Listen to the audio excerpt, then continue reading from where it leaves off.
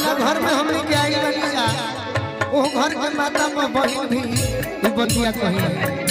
आज हमारा राम जी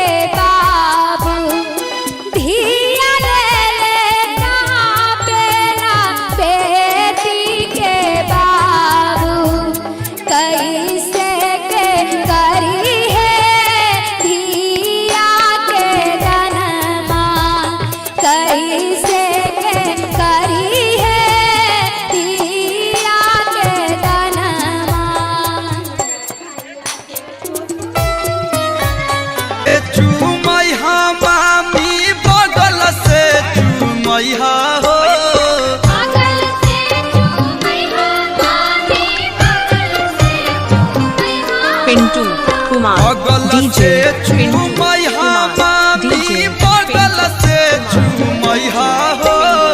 मामा लोग के छुअल जो बना माथे जनी